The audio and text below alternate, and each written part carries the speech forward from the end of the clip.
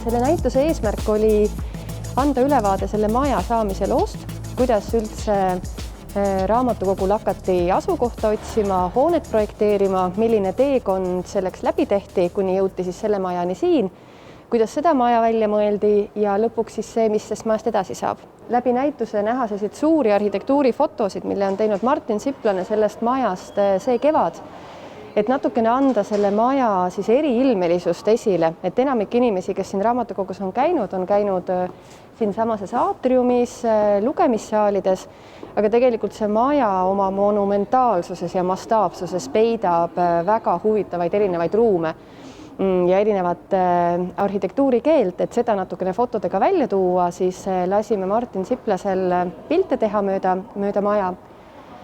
Ja kolmanda tasandina te näete selliseid oranžis tekstis meenutusi või nii-öelda mõttekäike, mille on andnud siis inimesed, kes on ise olnud vahetult nende sündmuste juures ja kuidagi meenutavad või toovad nii-öelda oma häälega siis välja selle, kuidas ja miski asi kas toimus või neile on meelde jäänud või millised emotsioonid sellega seotud on olnud.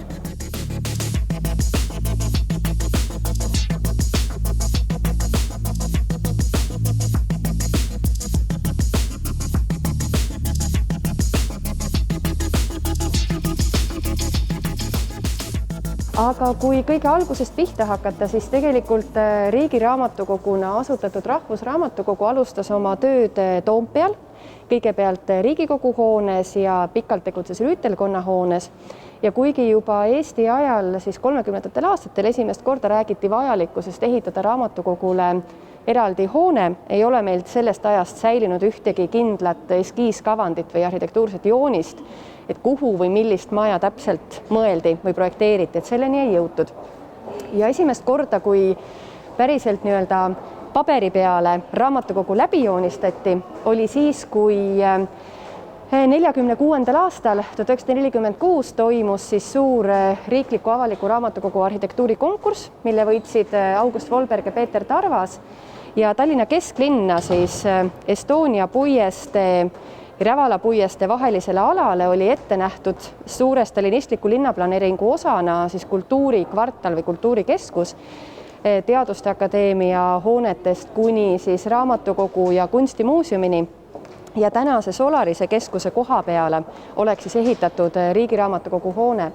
Et kui te siitpoolt seda perspektiivvaadet vaatate, siis see nurk on täpselt see vaade, mis avaneb siis täna Estonia teatri ees seistes. Siin on näha taustal Aadlipanga hoone torn ka, et sellise piduliku siis stalinistliku raamatute templi nemad kesklinna kavandasid.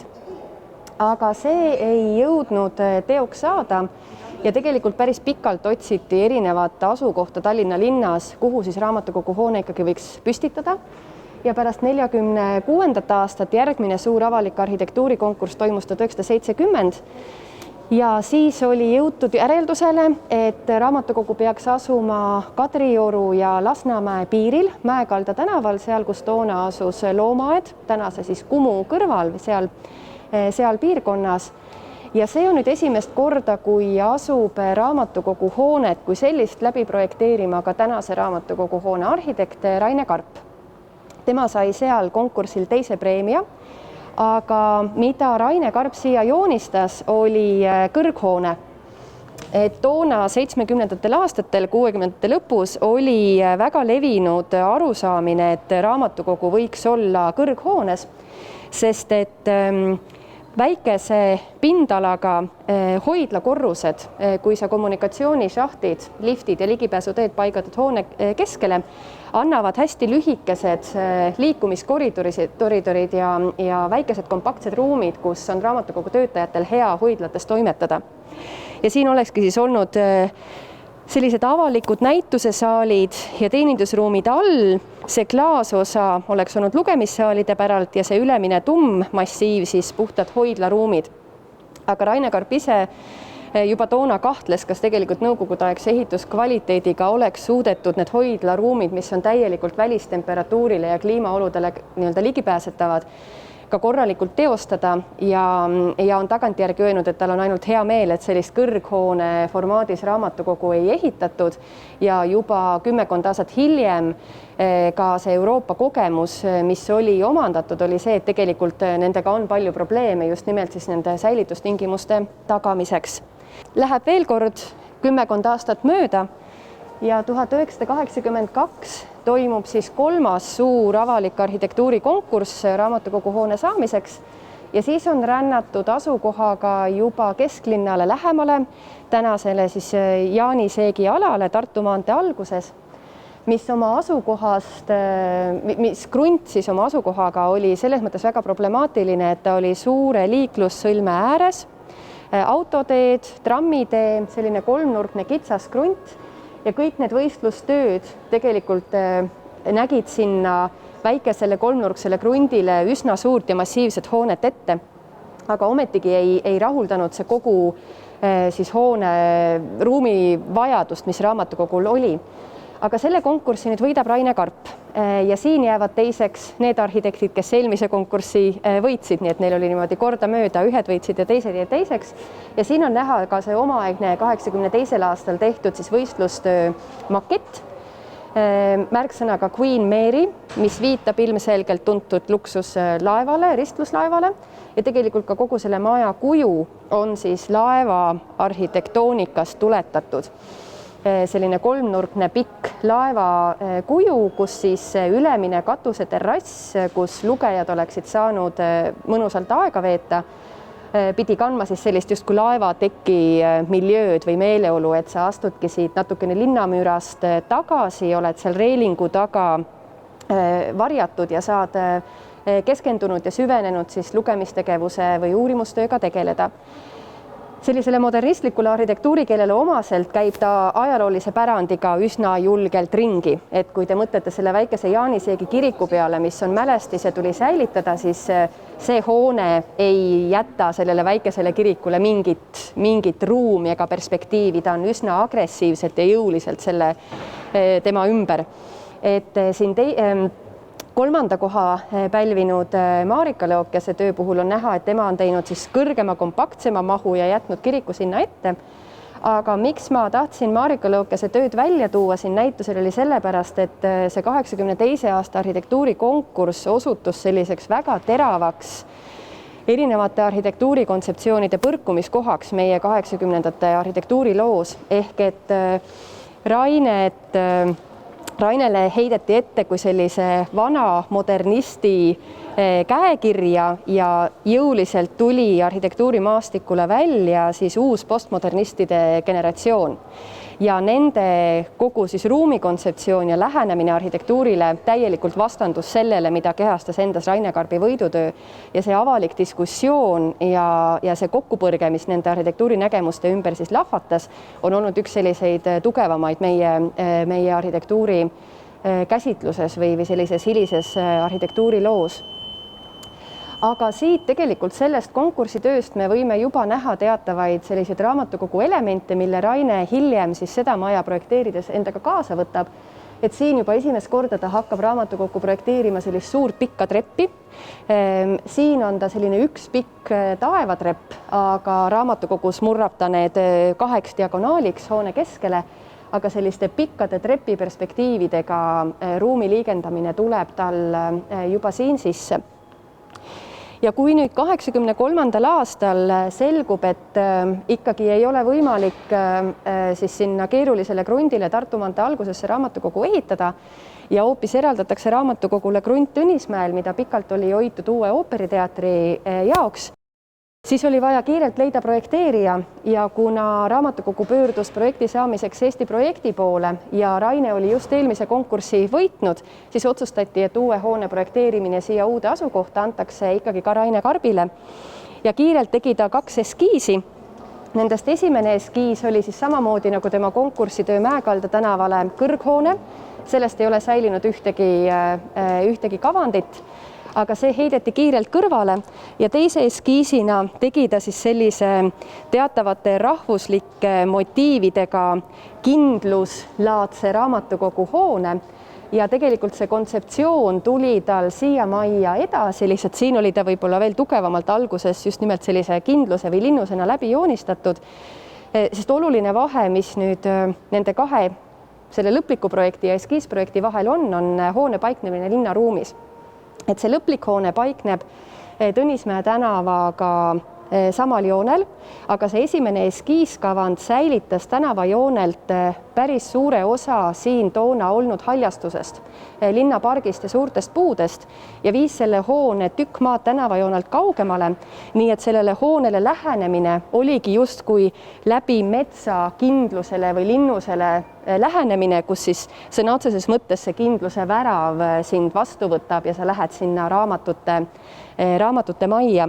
Aga see kontseptsioon, et see hoone kui kindlus, kus peab tekkima tunne, et siin on raamatud ja meie kultuuripärand hoitud ja kaitstud ja turvalises kohas, on väga selgelt see, mis ta ka sellesse lõplikusse kavandisse kaasa võttis, et väljast väga tugevalt siis monumentaalne kinnine hoone, mis õhkab sellist tugevat hoituse tunnet.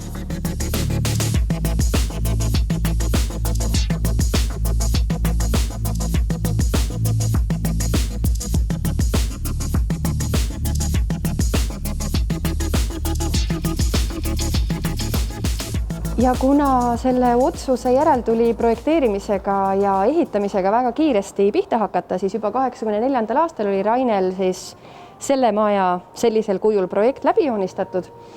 Ta on alati olnud selline üksik projekteerija, nii et ka selle maja projekti on ta üksinda läbi joonistanud. Ja mõned asjad, mis ta alguses siia projekteeris või mis ta mõtles, et siin majas võiksid olla, päris kõik sellisel kujul ei teostunud. Aga suures mahus küll, et võib-olla üks selliseid põhilisi tema kontseptsiooni osasid, mis ei teostunud, aga mis nüüd uue rekonstrueerimise järel saab lõpetatud, on katuseterasside kasutamine. Et see, et sa 8. korrusel muusika- ja kunstisaalis saad astuda õue, tema nägi veel ette sinna kirsihekki. Need suured betoonist kirsipuude istutuskastid on need istutuskastid, mis te näete praegu maja ees, kus on linnahaljastus sees. Ta lasi need ära valada, lootuses, et äkki ikkagi katuseterassid saavad valmis ja selline kirsiheki taga siis olemine katuseterassil oli üks visioon, mis tal selle hoonega kaasas käis. Samamoodi ei teostatud kunagi ja tõenäoliselt ka kunagi ei teostata siia hoone ette maa-alust parklat. Aga jällegi selle mõttega, et äkki kunagi, kui tahetakse seda teha, oleks justkui võimalus loodud, on siia maja ette ära valatud need betoonist kaared, mis markeerivad siis maa-alusesse parklasse sisse ja välja sõitu. Et need aktsenteerivad ka seda pea sissepääsu, aga tegelikult need kumerad betoonpinnad, kui te õue lähete ja vaatate, on selle mõttega, et ühelt poolt maja eest oleks siis sõidetud autodega maa alla parklasse, teiselt poolt välja. Aga ilmselgelt nõukogude ajal igavese tule ja selle monumendi alla keegi seda liigutama ei hakanud ja sinna parklat rajama ei hakanud, aga Raine ettenägelikult ikkagi tahtis need sinna lasta ära valada, et võib-olla kunagi. Ja üks selliseid võib-olla arhitektuurseid vigureid, mis tal mõttes oli see, et kui te meenutate, kes on käinud ka 90-ndatel siin majas, siis see pea sissepääs, kus lugejatena sisse mindi, kahe trepi vahel olid selliste pikkade lihtsate klaaslettide vahel, kus siis administraatorid sind vastu võtsid, kus pidi lugejaks registreerima või oma asjad ette näitama. Et sinna tegelikult ta alguses kujutas ette siis samasuguseid väikeseid arhitektuurseid vorme, et kahel pool oleksid olnud justkui sellised tornkatusega pisikesed nagu vahimajakesed, et sa tuledki siia kindlusesse ja siis sul on need kaks väikest vahimajakest kolmnurkse tornkatusega, kus siis sa teed selle administratiivse toimingu ja siis need raamatu kokku. Aga see oli tal ainult selline mõte, et ta seda ka kunagi projekti läbi ei joonistanud, et projekti juba tulid need lihtsamad klaasletid, aga selliste vormidega ta oma mõtetes mängis. Aga jaa, kui Raine Karp projekteeris hoone, siis peagi liitus temaga sisearhitektina Sulev Vahtra, aga Raine Karbi käekiri ka interjööris on üsna tugevalt seda hoone iseloomu määrav, juba see materjalivalik dolomiidiga viimistlus ju jätkab ka sees. väga tugeva karakteriga hoone, mis tegelikult paljuski juba lahendab mingi osa sisearhitektuurist. Aga Sulev Vahtra siis on projekteerinud kogu maja mööbli ja mitmed muud lahendused siin sees.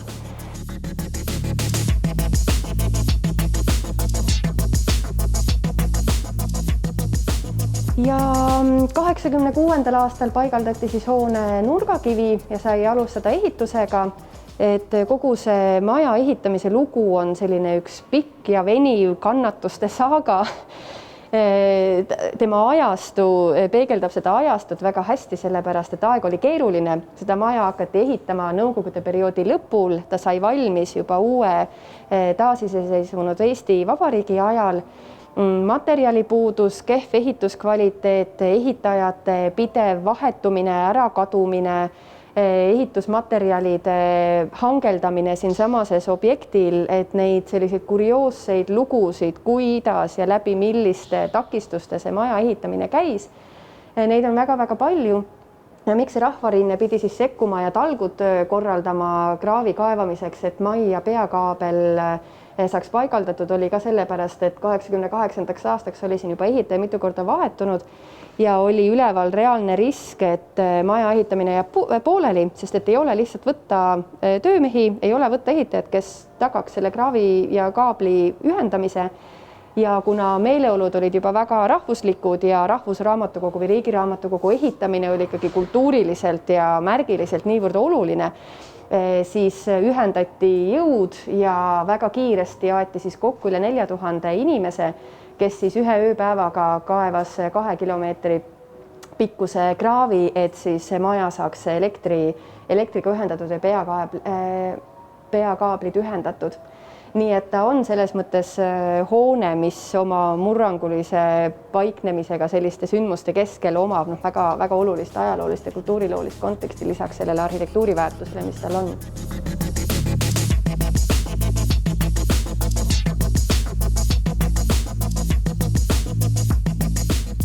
Siin on mõned pildid Tõnismäe piirkonnast enne seda, kui tehti valmis vundamendiauk ja plats oli nii-öelda puhtaks löödud.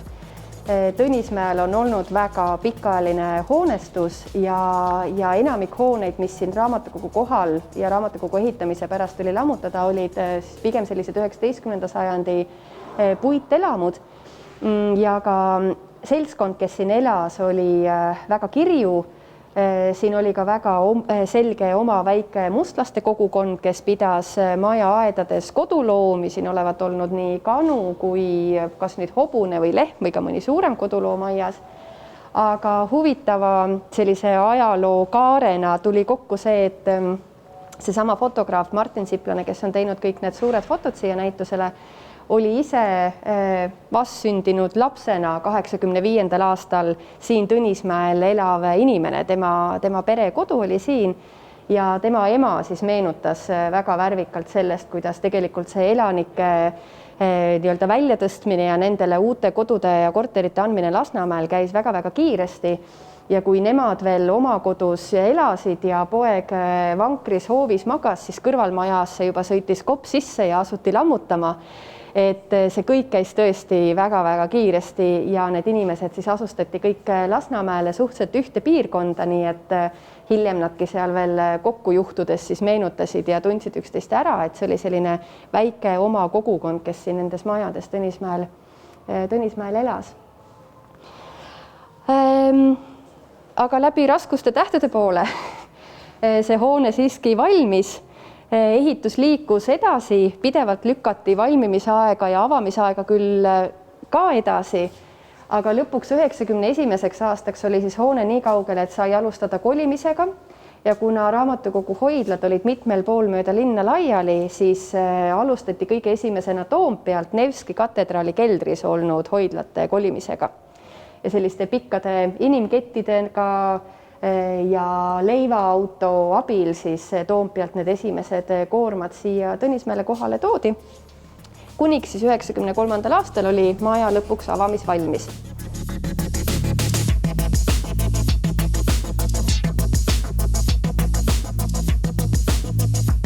Aga mis puutub maja arhitektuuri või sellisesse tehnilisse seisukorda, siis nagu ma ütlesin, paljud asjad kunagi valmis ei saanud või said valmis just nimelt sellise kehva ehituskvaliteediga, nagu nad toona olid. Ja see on ka üks põhjuseid, miks praegu see hoone karjuvalt rekonstrueerimist vajab, et need tehnosüsteemid on niivõrd vananenud, see ehituskvaliteet nüüd nende 30 aastaga annab tunda ja tegelikult tuleb likvideerida paljuid selliseid puudujääke, mis juba valmimisjärgselt on sellel majal olnud. Aga siin mõned esemed, raamatukogu enda inimesed on ka kogunud kokku sellise väikse nii-öelda muuseumitoa jagu erinevaid esemeid, mis raamatukogu tegutsemisest on säilinud. Võib-olla mäletate neid esimesi laenutussedeleid, külastajakaarte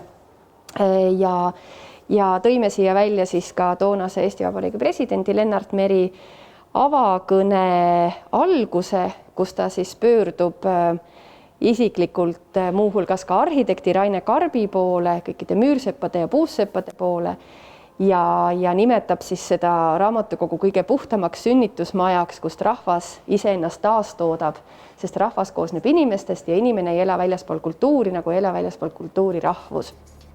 Et tema avakõne sõnad siis tõime siia välja.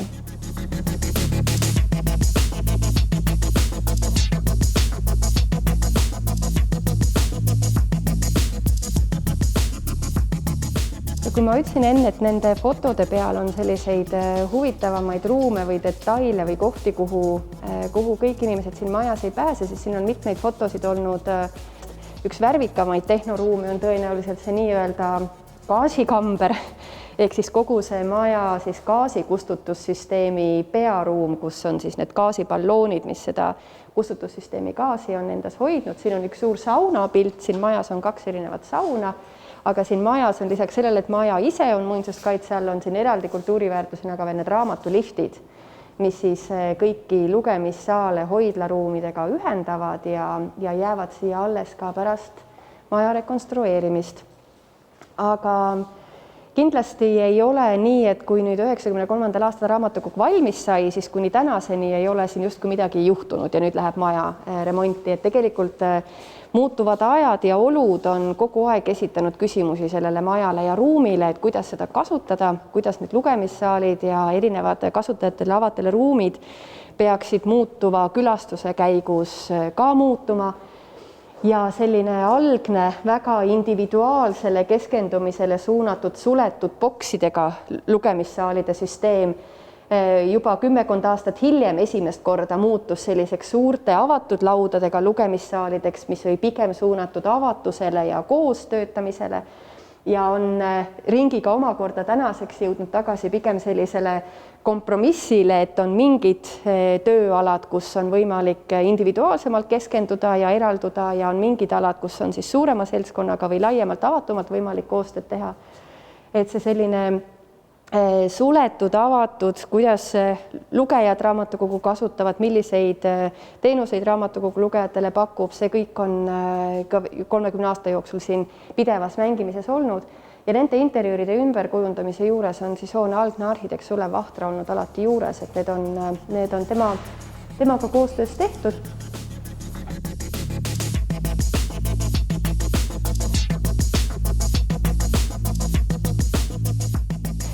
Ja 2018 on see aasta, kui Rahvusraamatukogu hoone võetakse kaitse alla ja ta on märgiline selles osas, et ta on kõige uuem ehitis, mis on kaitse alla võetud ja ta on väga selgelt üks osa sellisest meie laiemast 20. sajandi ja kõige rohkem veel nõukogudeaegse pärandi siis mõtestamisest, et milline osa nõukogudeaegsest pärandist üldse peaks kaitse all olema, milles me näeme väärtust ja millised objektid siis järjest nõukogude ajast on ka kaitse alla võetud ja tänase seisuga siis Rahvusraamatukogu kõige nii-öelda noorem hoone, mis kaitse alla on võetud. Aga siit edasi me liigume juba aega, kus 2019 kinnitab valitsus hoone rekonstrueerimise ja eraldab 63 miljonit hoone rekonstrueerimiseks. ja esimese asjana viib Rahvusraamatukogu koostöös RKS-iga läbi riigihanke projekteerija leidmiseks. Selle hanke võidab arhitektuuribüroo Sirkel ja Mall.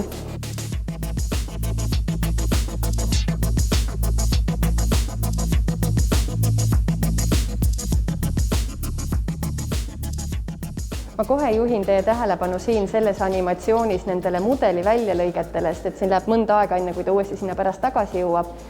Et tegelikult, mis selle maja projekteerimise praegu keeruliseks ja aeganõudvaks ja kalliks teeb, on just nimelt nende tehnosüsteemide uuendamine ja väljavahetamine.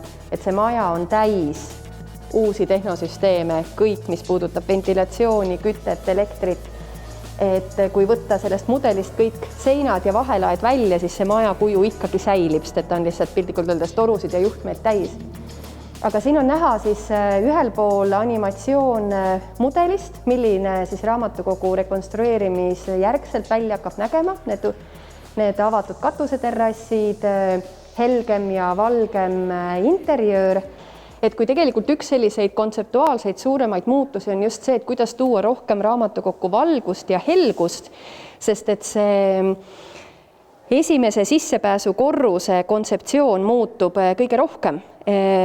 See 4. korruse galeriikäik, kus täna asuvad raamatukogu töötajate kabinetid, läheb koos sissepääsu korrusega üheks avatud ruumiks, mis siis hakkab pakkuma külastajatele ühistööalasid, erinevaid õpperuume, keskkondi, kus viia läbi erinevaid tegevusi, ka 24 tundi avatud olevat raamatukogu ala, siis siia sekkub ka see uus interjöör nii-öelda kõige rohkem, et need ruumid kujundatakse tõesti ümber hoopis uude funktsiooni, sest et raamatukogu eesmärk on muutuda siis dünaamilisemaks, avatumaks, erinevaid kogukondi ja tegevusi kaasavaks.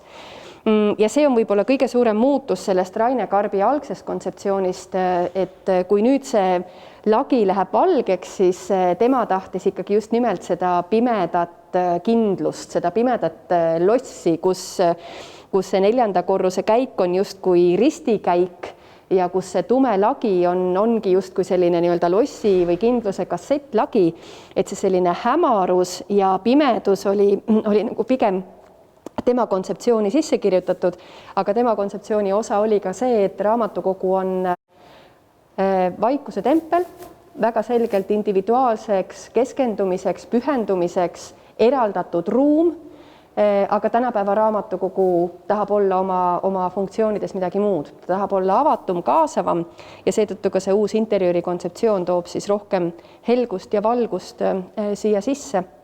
Aga väga paljudes asjades ta tegelikult rõhutab seda, mis siin juba sees on, mitte ilmtingimata ei too nii-öelda uusi materjale, vaid uusi lahendusi, vaid ta toob välja selle, mis praegu välja ei paista. Ja siin on lihtsalt selliseks mastaabi andmiseks, võtsime projektist ka neid kilomeetreid välja, kui palju uusi torusid siia majja tuleb paigaldada. Selle aasta lõpuni on siis maja veel lõpuks ainult siis selle sama esimese korruse ja näituse osa ruumes avatud ja järgmisest aastast läheb rekonstrueerimisse ja hinnanguliselt 5 aastat ja siis võiks see maja olla uuesti avatud raamatukoguna ja uuenenud ruumina.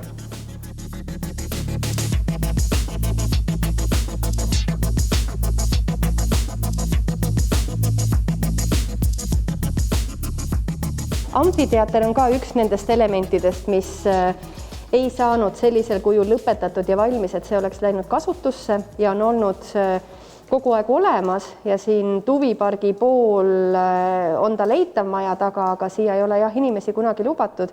Aga nüüd ta siis rekonstrueeritakse sellisel kujul, et ta läheks kasutusse, et siia saab hakata üritusi korraldama, tegevusi läbi viima, inimesed saavad hakata seda kasutama, nagu ka siis neid katuseterrasse. Ja siia püramiid ja katuse alla, siis, mis algses projektis ei olegi olnud ette nähtud mingi funktsiooniga, sinna pididki tulema ventilatsioonisüsteemide lõpetused. Mingil hetkel on siia väike teatrisaal olnud rajatud, aga nüüd siis tuleb siia põhjalik multimeediasaal, kinosaal, sest et lisaks Rahvusraamatukogule hakkab seda hoonet kasutama ka Riigi Arhiiv ja siis saab siin üleval saalis erinevaid filminäitamisi ja muid asju läbi viia.